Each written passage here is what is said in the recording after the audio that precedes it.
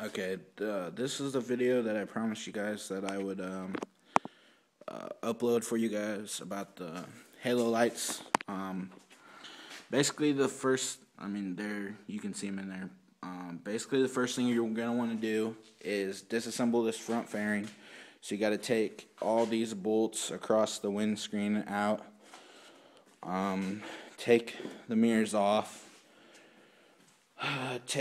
There's two side bolts on the SV, right here and here on the two sides that keep it together. And then basically once you disassemble up here and down here, it'll you gotta take these off over here too. It'll slide apart, and then you'll see like the stabilizer bars, whatever you call them, up here for the keeps your windscreen stable. They're covered by this front underneath fairing and up here. Basically, you take that apart, and this whole front fairing section, you just slide it out like this way. You just slide it out, and you just come up here. You just like hold it and pull it, and this whole thing slides out. And then on this headlight assembly, in here you'll have it'll just be connected by you can't see it, but there's like a master clip that supplies all the power and stuff like that. You just unplug that, and then pretty much it's good from there. Then there's six screws on the headlight assembly, keeping it connected to this fairing. You take those off, your headlight assembly will come away from the fairing. You need to take the rubber boots off of the headlights, and then there will be a little screw and a wire. You need to take that wire out, because that's what keeps your headlights tight into the headlight assembly. So take those out, and make sure you're organizing all your bolts and stuff, because the only thing I lost was this beauty chromoly whatever, so we got to go buy another one, but we don't know where that went. But basically just make sure you organize your stuff so you don't lose it. So then, like I said, you take those 6 bolts off, your headlight assembly comes apart from here, and then you take your headlights out. And then what you need to do is, I didn't do this part, I had a retard attack and put the headlight assembly directly onto the oven grates, so it melted holes in the bottom of the headlight assembly. So basically what we did to fix that is take like gasket silicone and put cardboard on the inside so it'd have something like rigid to form to, and then caked it on there and made it watertight and sealed the holes up. You'd never know unless I told you or you took my bike apart, but well, now you guys know, but nobody will ever know, so we didn't worry about it. If you really think that's a big deal, then you'll have to spend, I was looking online, a used headlight assembly is like $130. So if you don't want to risk the chance of ruining anything, either find somebody that knows it, get it professionally done, or just don't attempt it, because if you mess it up, it can cost you quite a bit. The halo eyes that I bought were $150 from sportbikelights.com. They were pretty fast. They shipped here pretty fast. Basically, so then we took this whole headlight assembly into the house, and like I said, you take a cookie sheet, put a towel down, set this headlight assembly, this fairing will be gone. It's just like this housing. Without the headlight or these little side lights. You set that down in there, you put it in the oven at like 200 degrees for, I'd say, like 5 minutes, but make sure you're watching it the entire time, because it will melt, as it's all plastic, so you need to watch it and make sure that it's not warping or deforming. And then basically what you'll do is you'll just take the two halves and pull them apart, and the glue will get soft and release, and then you'll be sitting there with your headlight assembly apart. And then on the back side of the headlight assembly, where the headlights go in, there's posts that raise and lower your reflector. You need to screw those posts so that they're all the way out, and it pushes the reflector, like if I'm looking at it like this, it pushes it this way so that you have enough of the top of the reflector pushed out so you can drill a hole and then run the wires for the halo light through the top of the hole and then out. And then once you have the halo lights through the hole, you're gonna have to, if you don't know how to solder, either learn, I mean it's not really that hard, but find somebody that does it or practice a little bit and learn. You should really solder stuff. I mean, they come with like tubes and you can crimp it, but I just did that to test it. And then when you put it through, then you should solder it and make sure it's all sturdy and connected. And then, so there's a hole up here in the top of my reflector. You run the wires through, and then in the back of the reflector, you run it out through the rubber boot. Then you solder all your connections, get your connections good. And then what we did to supply power to the halo light, also, I don't know if you can see, but you see there's epoxy there, and then up at the top where the wire runs through, we epoxied the wire to the headlight also, so it shouldn't move. We did it from below and above. It's not gonna move, so we did that with both. Same thing for both sides. You wanna to test it, you wanna just basically like pinch the wires together and make sure the halo light works, so you can get it sent back if it doesn't work and get stuff fixed. And then once that's done and everything's epoxied and you have like equal spacing of the halo light to your headlight, you can see you got like equal space all the way around the headlight. You hold the epoxy, make sure it sets, then let it rest and set up, basic stuff.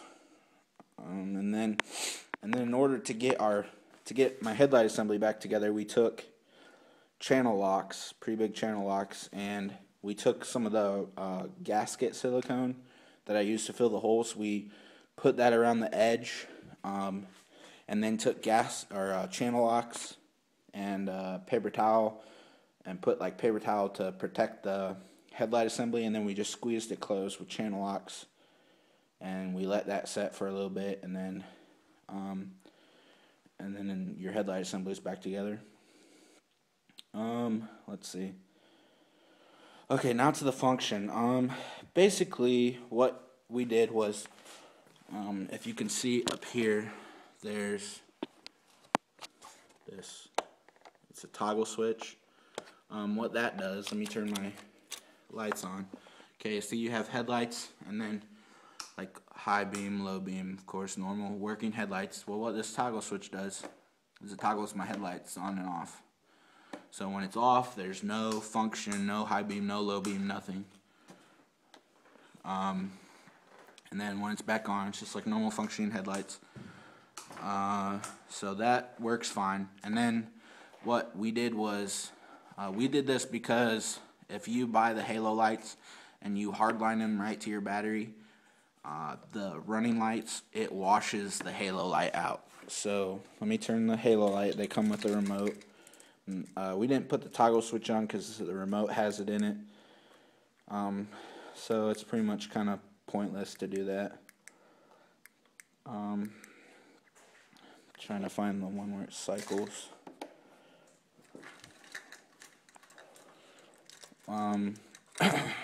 So if you don't put the slow cycle. If you don't put the toggle switch in for your headlights, it like fills the reflector with white light and washes out the LED light. So you really need to put that in there. Basically what we did was we wired the toggle switch to the ground, and so the toggle switch breaks the ground and the lights don't work.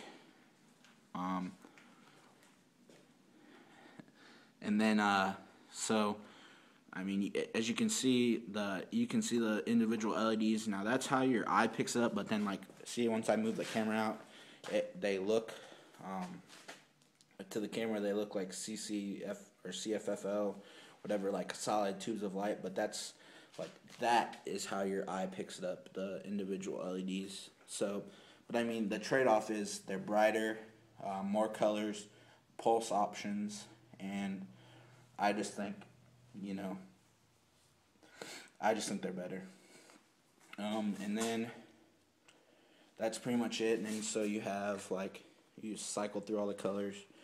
You got red, deep blue, purple, green, yellow, light blue, kind of aqua, white, and then it's a cycle. Then you got a slow cycle. It'll slow cycle through all the colors. And then you can pick each color and pulse, all that stuff. And then eventually I'm going to end up taking these out. Just take them out because they look kind of tacky, like next to the whatever. You don't really need them. They're just there for whatever, parking out. And we're just going to take the bulbs out, and then they won't work. So it'll look better. But yeah, definitely you pretty much have to have the headlight toggle switch, because like, look, it just so much deeper red. And all the colors are like that, so pretty much have to have that in. I mean, like I said, if you don't if you don't know what you're doing, don't really even attempt it. I mean, we didn't really know what we were doing, but we know enough mechanically, and you know, it comes with instructions. But if you are like, you know, really don't want to risk ruining your headlight assembly, and I mean, because potentially if you don't know how to splice the headlight, like, because we spliced the halos into my low beam power. So okay, so I have low beams on and my halos are on with my lights on. This is just to show where the power supply comes from, with my headlights on. So then, and then that's low beam. Then once I turn it to high beam, look, halos are off. On, low beams, high beams, halos are off. So if you're running at night, you don't really need to shut them off because you'll be on high beam. But if you're running during the day with low beam running lights on, make sure you turn your halo lights off. And then, you know, you got your toggle switch, whatever. So that's how you splice the power in to keep all the wires up in the front fairing. You splice it into the high or low beam power. We did the low beam just because, you know, it just seemed more functional to us to do it like that. So if you don't know what you're doing, like soldering, splicing, and making sure in your head that it works, I would suggest not to attempt this because it's pretty complicated. And the legality of these are, you can have them in your bike, and I got cut off, sorry. The legality is you cannot have them on while moving. You can have them on while stationary,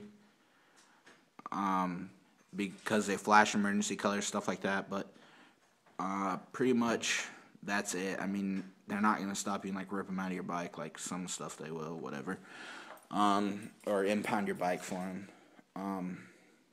And I think that's pretty much it. I mean, just email me if you want to ask me any more questions, stuff I forgot, and you know, if there's a question that I didn't think to cover. So I mean, I would have done this when it was apart, but we were just trying to get it done, and it was over like 3 days. So, you know, we didn't really want to just piecemeal a video. I just wanted to do it one shot. I tried to, like, you know, explain it and help you visualize it, but if you need more, you know, more help visualizing it, just shoot me a message or whatever, and I'll try and answer it. But that's pretty much it. I mean, you guys saw the function and how they look.